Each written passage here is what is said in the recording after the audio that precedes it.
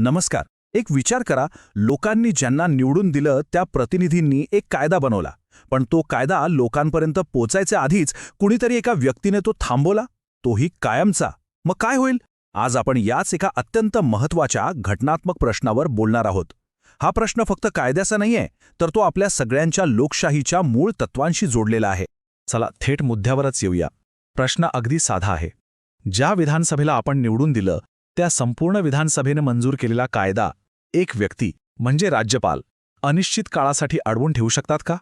हाच तो प्रश्न आहे जो आपल्या लोकशाहीच्या अगदी केंद्रस्थानी आहे आणि ज्याचं उत्तर अखेर सर्वोच्च न्यायालयाला द्यावं लागलं. ही परिस्थिती ना एका साध्या उदाहरणाने समजून घेऊया. समजा विधानसभेने म्हणजे आपल्याच प्रतिनिधींनी एक महत्त्वाचं विधेयक मंजूर केलं, पण ते आपल्यापर्यंत पोहोचण्याऐवजी एका कपाटात बंद करून ठेवलंय जिथे त्यावर फक्त धूळ साचत आहे. यालाच म्हणतात पॉकेट व्हीटो. म्हणजे कायद्याला हो पण म्हणायचं नाही आणि नाही पण म्हणायचं नाही, फक्त त्याला तसंच अडकून ठेवायचं. तर मग या समस्येचं मूळ कुठे आहे? या सगळ्या वादाच्या केंद्रस्थानी आहे आपल्या भारतीय राज्यघटनेचं कलम 200. हो, हेच ते कलम जे राज्यपालांना विधानसभेने मंजूर केलेल्या विधेयकांवर काय कारवाई करायची याचे अधिकार देतं. तर बघा, कलम 200 नुसार राज्यपालांसमोर 4 पर्याय असतात. 1. ते विधेयकाला सरळ संमती देऊ शकतात. 2. ते संमती रोखून ठेवू शकतात. 3. ते विधेयक परत विधानसभेकडे पाठवू शकतात, अर्थात जर ते मनी बिल नसेल तर. आणि 4था पर्याय म्हणजे ते विधेयक राष्ट्रपतींच्या विचारासाठी राखून ठेवू शकतात. यातला जो दुसरा पर्याय आहे ना, संमती रोखून ठेवणे, तिथूनच या सगळ्या वादाला सुरुवात झाली. आता हे संमती रोखून ठेवणे म्हणजे नेमकं काय? याचा अर्थ विधेयकाला स्पष्टपणे नकार देणं असा होत नाही. याचा सरळ अर्थ आहे त्यावर कोणतीही कारवाई न करणं. ना होकार ना नकार. आणि यामुळे होतं काय की ते विधेयक एका अनिश्चित काळाच्या चक्रात अडकून पडतं, जे आपल्या लोकशाही प्रक्रियेसाठी खूपच धोकादायक आहे. आता ही समस्या किती गंभीर आहे हे एका आकड्यावरून लगेच लक्षात येईल. काही राज्यांमध्ये विधानसभेने पास केलेली विधेयकं तब्बल 1400 पेक्षा जास्त दिवस म्हणजे जवळजवळ 4 वर्ष फक्त राज्यपालांच्या टेबलवर पडून होती. विचार करा, हा फक्त एक आकडा नाहीये, हा लोकांच्या इच्छेचा, त्यांच्या विकासाच्या कामांचा थांबलेला एक प्रवाह आहे. आणि यामुळेच एक मूलभूत कायदेशीर प्रश्न उभा राहतो. संमती रोखून ठेवण्याचा हा जो अधिकार आहे तो राज्यपालांना निवडून आलेल्या विधानसभेपेक्षाही मोठे अधिकार देतो का? त्यांना एक प्रकारची सुपर विधानसभा बनवतो का? हाच या सगळ्या वादाचा खरा गाभा आहे. सर्वोच्च न्यायालयात सुनावणी चालू असताना ज्येष्ठ वकील अभिषेक मनू सिंघवी यांनी हा मुद्दा अगदी अचूक मांडला. ते म्हणाले, महाराज, जर राज्यपालांना अनिश्चित काळासाठी विधेयक रोखून ठेवण्याचा अधिकार दिला तर तुम्ही त्यांना एक सुपर विधानसभा किंवा सुपर मुख्यमंत्री बनवत आहात. हे एकच वाक्य या अधिकाराचा सगळा धोका स्पष्ट करतं. आपल्या घटनेनुसार राज्यपालांची भूमिका काय आहे? तर राज्याचे घटनात्मक प्रमुख म्हणून काम करणं आणि मंत्रिमंडळाच्या सल्ल्यानुसार वागणं.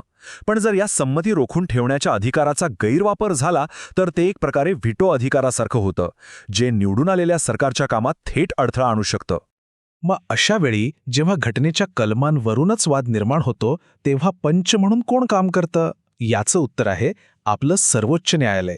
न्यायालय इथे कोणतीही राजकीय बाजू घेत नाही, तर घटनेचा खरा अर्थ काय आहे हे निष्पक्षपातीपणे स्पष्ट करतं. आणि याच अधिकाराला न्यायालयीन पुनरावलोकन असं म्हणतात. न्यायालयीन पुनरावलोकन म्हणजे नेमकं काय? तर हा न्यायालयाचा तो अधिकार आहे ज्याद्वारे ते सरकार किंवा संसदेने घेतलेले निर्णय आणि बनवलेले कायदे आपल्या घटनेच्या चौकटीत बसतात की नाही हे तपासतं. लक्षात ठेवा, हा अधिकार आपल्या लोकशाहीचा आणि घटनेच्या मूळ संरचनेचा एक अविभाज्य भाग आहे. सर्वोच्च न्यायालयाने स्वतःच्या भूमिकेबद्दल एक खूप सुंदर वाक्य वापरलं आहे, सेंटिनल ऑन द क्वीव व्हीव. याचा अर्थ होतो सतर्कतेने पहारा देणारा सैनिक. म्हणजे आपलं न्यायालय एका सैनिकाप्रमाणेच आपल्या घटनेचं रक्षण करण्यासाठी नेहमीच जागरूक, नेहमीच तयार असतं. आणि या प्रकरणात न्यायालयाने आपलं ते सैनिक म्हणून असलेलं कर्तव्य अगदी चोख बजावलं. पंजाब राज्याच्या एका खटल्याच्या निमित्ताने सर्वोच्च न्यायालयाने एक असा ऐतिहासिक निकाल दिला ज्याने या संपूर्ण वादावर अंतिम पडदा टाकला. या निकालातला सगळ्यात महत्त्वाचा भाग म्हणजे शक्य तितक्या लवकर, म्हणजे ॲज सून ॲज पॉसिबल या शब्दांचा न्यायालयाने लावलेला अर्थ. न्यायालयाने अगदी स्पष्ट केलं की हे शब्द फक्त एक सूचना नाहीत, तर तो एक घटनात्मक आदेश आहे. याचा अर्थ कामात दिरंगाई चालणार नाही, तर तातडीने निर्णय घेणं बंधनकारक आहे. तर या निकालातून 4 अगदी स्पष्ट गोष्टी समोर आल्या. 1. राज्यपाल विधेयकं अनिश्चित काळासाठी थांबवून ठेवू शकत नाहीत. 2. त्यांच्याकडून कारवाईत होणारा उशीर हा घटनात्मक तत्वांच्या विरोधात आहे. 3. अनिश्चित विलंब करणं हेच मुळात घटनाबाह्य आहे. आणि सगळ्यात महत्त्वाचं चौथं म्हणजे राज्यपालांचे निर्णय हे न्यायालयीन पुनरावलोकनाच्या कक्षेबाहेर नाहीत. आता प्रश्न असा येतो की न्यायालयाचा हा निर्णय आपल्यासारख्या सामान्य नागरिकांसाठी इतका महत्त्वाचा का आहे? याचं उत्तर आपल्या लोकशाहीच्या आणि आपल्या रोजच्या जीवनाच्या आरोग्याशी जोडलेलं आहे. खरं तर या निकालामुळे आपली लोकशाही अधिक मजबूत होते. कसं? तर एक, हे लोकांच्या मताचा आदर करतं. दुसरा, यामुळे राज्यांच्या अधिकारांचं रक्षण होतं. तिसरं, हे घटनात्मक पदांवर बसलेल्या व्यक्तींना अधिक जबाबदार बनवतं. आणि सगळ्यात महत्त्वाचं, हे पक्कं करतं की एका व्यक्तीच्या मर्जीमुळे संपूर्ण राज्याचा विकास थांबायला नको. आणि शेवटी एक गोष्ट आपण सगळ्यांनी लक्षात ठेवली पाहिजे.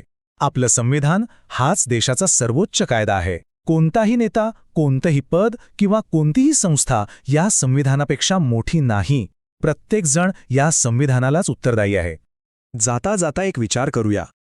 जेव्हा प्रत्येक नागरिकाला आपले हक्क आणि आपल्या संविधानाची ताकद कळते, तेव्हा तो आपल्या प्रजासत्ताकाचा पाया आणखी मजबूत कसा करतो यावर नक्की विचार करायला हवा. कारण जागरूक नागरिक हीच खऱ्या अर्थाने एका समर्थ लोकशाहीची ओळख आहे. या सुंदर आत्मिक प्रवासात माझ्यासोबत केल्याबद्दल तुमचे खूप खूप धन्यवाद. आणि हे ज्ञान आपल्यापर्यंत पोहोचवणाऱ्या ग्रीन रुद्राक्ष चॅरिटेबल ट्रस्टचे पुन्हा एकदा मनपूर्वक आभार. तुमचा दिवस शुभ असो.